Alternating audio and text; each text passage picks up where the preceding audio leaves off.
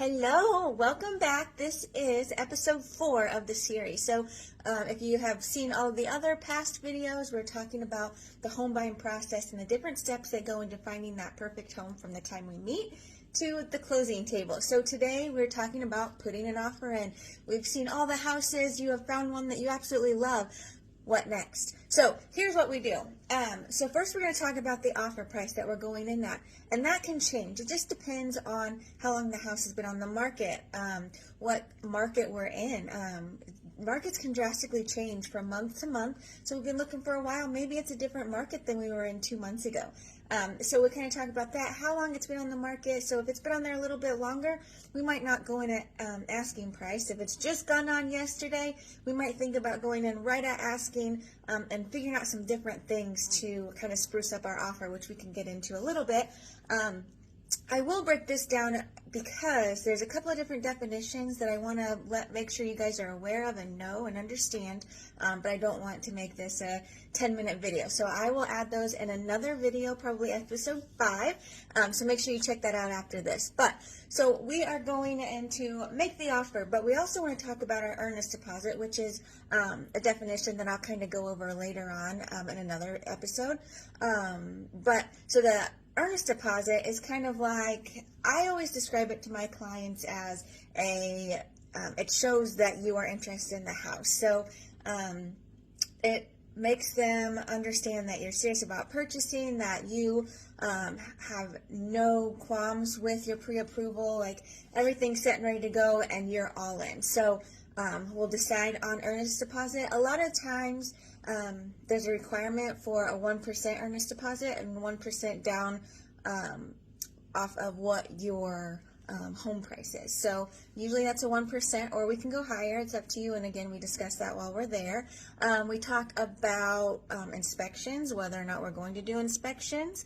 Some houses are as is. Some of them don't allow inspections. When you get into different like foreclosures and things like that, sometimes you can't do the inspections and all of that stuff. Investors most of the time don't do inspections. So we kind of talk through those steps. We talk about how long our inspection period is going to be. Standard is 10 days, but I've gone from 3 days, 7 days, 10 days. It just kind of depends. Again, we discussed that.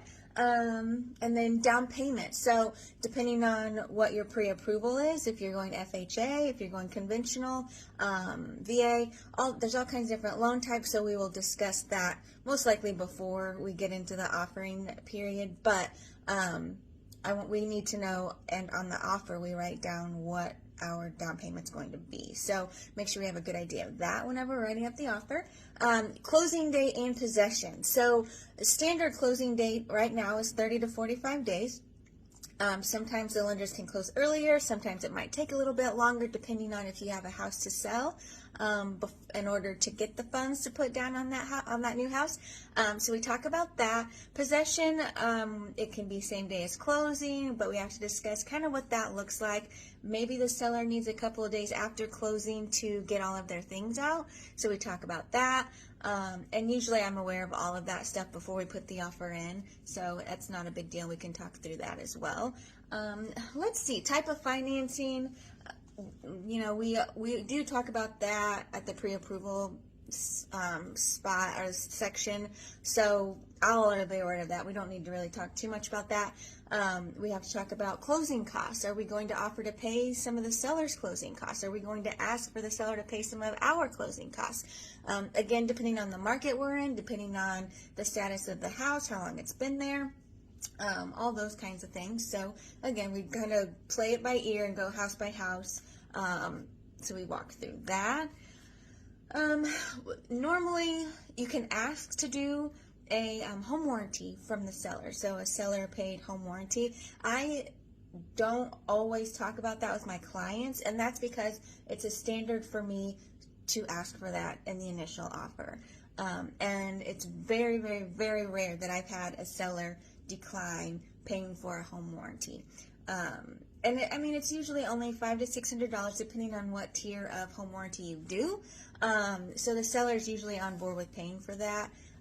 Again, if we're in a multiple offer situation, maybe we talk about removing that. So again, kind of step by step there. And then we also, I send this out again before we even go out and see the houses, but the seller's disclosures, we'll review that again, make sure there's nothing on there that sticks out that might concern you guys.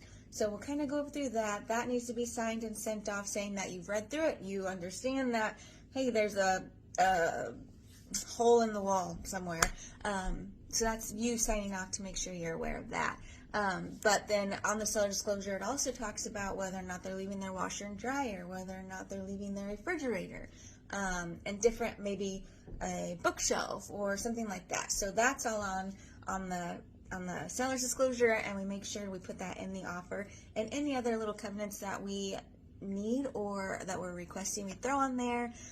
But again, we walk through all that. So the next video I do, we are going to go over a little bit or a few definitions just to make sure you guys kind of understand those. Again, if you're a first-time home buyer, all this lingo can get super confusing, and I get it. I'm here for that. I'm here for your questions. So even after you see these videos, if you've got some extra questions, reach out. Happy to answer anytime. So stay tuned for episode 5 where we'll go over some extra definitions for you. I'll see you guys soon. Thanks for tuning in.